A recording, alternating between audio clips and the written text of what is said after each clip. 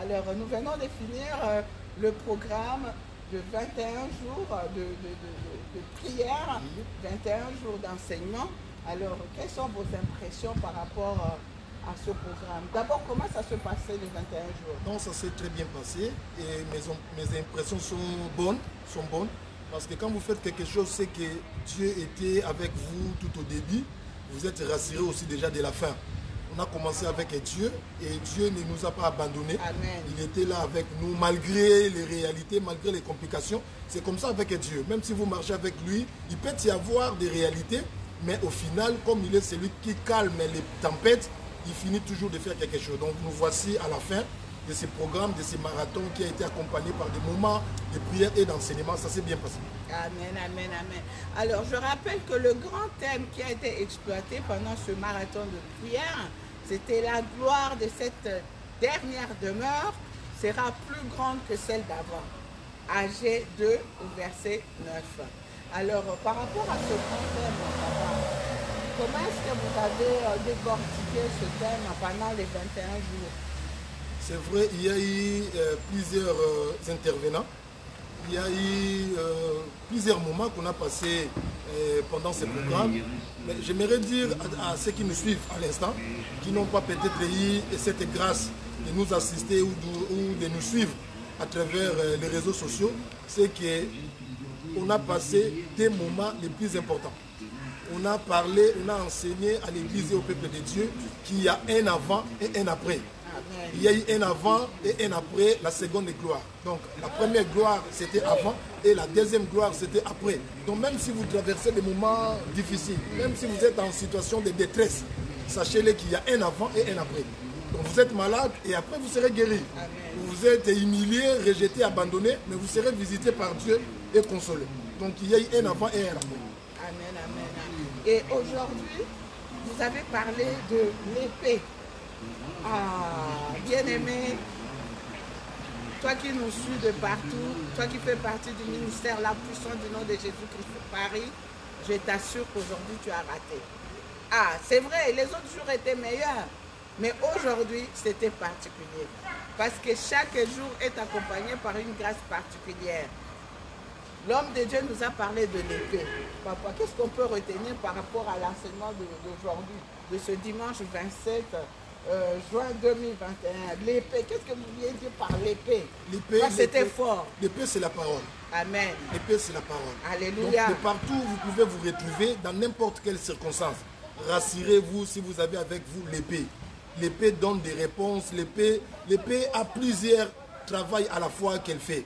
L'épée, c'est aussi la clé. L'épée peut ouvrir, l'épée peut fermer. Donc, rassurez-vous quand vous êtes avec l'épée, cette parole de Dieu, cela peut vous donner n'importe quelle solution à n'importe quel problème. Donc, quand vous avez la gloire, et qu'après la gloire, la vie ne restera pas telle qu'elle était avant. Amen. Donc ça va susciter des combats, ça va susciter beaucoup de choses. Donc avec la parole, vous n'aurez pas à perdre même cette gloire que vous avez bénéficiée. Amen, parce qu'on a vu des gens être bénis et après abandonner le Seigneur. On a vu des gens avoir le mariage, avoir des enfants et abandonner le Seigneur. Mais si vous avez l'épée, vous avez la parole avec vous, même si vous arrivez à être visité par Dieu, vous étiez dans la stérilité et que Dieu vous avait visité dans la fécondité, mais vous aurez à demeurer dans le Seigneur, dans cette vie de foi. Donc, tel que nous sommes là, on n'a plus rien à envier dans le monde. Donc, même si le Seigneur nous bénissait, même si le Seigneur nous élevait, avec l'épée, on va demeurer fidèles vis-à-vis de ce Dieu. Amen. Moi, je trouvais que l'enseignement d'aujourd'hui était vraiment très, très riche. Pourquoi? Parce que beaucoup d'enfants de Dieu, et même les hommes de Dieu, ils ont du mal à gérer la gloire.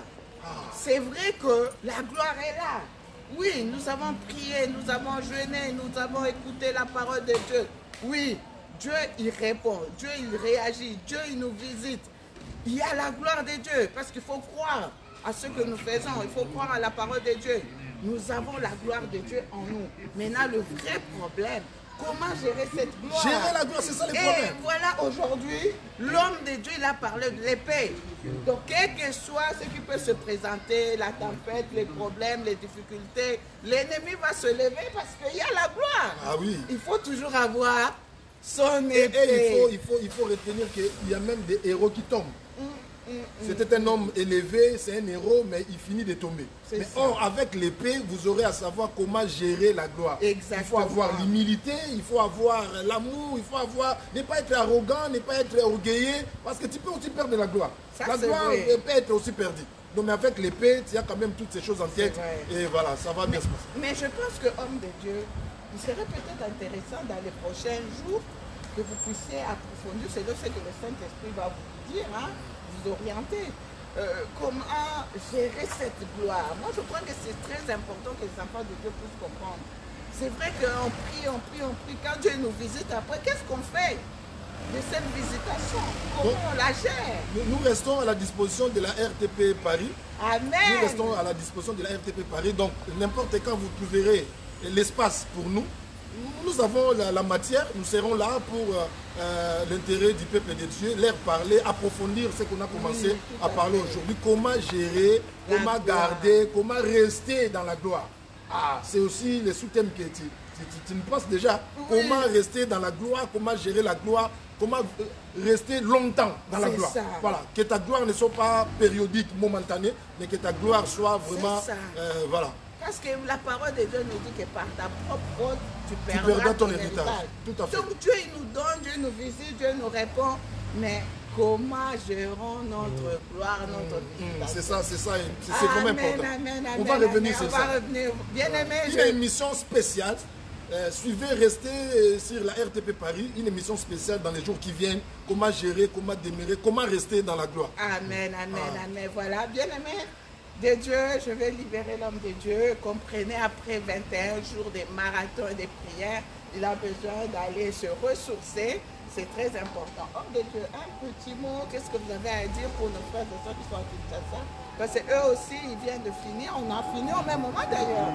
Ils ont fait 50 jours de marathon, de prière, 50 jours d'enseignement biblique. On a tous suivi un petit message, un petit mot pour nous bien-aimés de Kinshasa. Pour nos bien-aimés de Kinshasa, la puissance, c'est pas seulement Kinshasa, la puissance, c'est un peu partout dans le monde. Voilà. Pour tous ceux de la grande famille, la puissance, de partout où vous vous trouvez, nous sommes à distance, mais nous sommes un. Nous sommes un, nous sommes dans l'unité, nous sommes dans l'unité de l'esprit. Voilà, la puissance, c'est une famille. Restons soudés, restons pour élever les défis qui nous attendent devant. Voilà, nous sommes sous la conduite de cet homme que Dieu a élevé, vous le connaissez. C'est lui qui est notre Père. L'évangile, c'est Kizemina Kibila. Donc voilà, la puissance, c'est une famille de partout, dans le Congo central, dans le Katanga, en Côte d'Ivoire, en Angola, au Congo-Brazzaville, aux États-Unis, en Suisse, en Belgique, en Grande-Bretagne, ici à Paris, à Creil, partout. Que Dieu, le Dieu de notre Père, vous bénisse. Amen, amen. Un dernier message, homme de Dieu, pour nos frères et sœurs qui sont à Paris, mais qui continuent à avoir peur du corona. Confinement est terminé. Le couvre-feu est terminé. Tout est redevenu normal. Nous sommes passés au jour meilleur. La France est passée au vert. Un petit mot pour nos frères et sœurs qui continuent à avoir peur, qui sont restés à la maison enfermés, qui n'osent pas affronter la réalité. À ceux qui sont encore réticents, ils restent encore chez eux à la maison. Il y a eu un avant et il y a un après. Amen. Il y a eu le confinement, il y a eu le couvre-feu et maintenant nous sommes libérés. Plus de confinement, plus de couvre-feu. La vie a repris vraiment comme elle était autrefois. Donc venez, voilà, on va célébrer notre Seigneur en présentiel. C'est ça le plus important. Donc Dieu nous a fait grâce. On a tenu, nous sommes en vie. C'est la moindre des choses. D'une manière de dire merci à Dieu, c'est d'être là dans sa présence. Donc venez, l'Église a repris ses activités en semaine ainsi que les dimanches. Nous vous entendons. Voilà, merci beaucoup, homme de Dieu. C'était le révérend pasteur, le révérend Daniel Excellence, responsable de la puissance Paris. Voilà. Je suis très fière de servir mon Dieu auprès de cet homme et auprès de notre papa, le visionnaire, l'évangéliste Kizemina Kibila Janska. Je suis vraiment dans la joie d'être toujours à ce côté. J'apprends énormément. Vous voyez, on apprend tous les jours. Donc j'apprends et je découvre.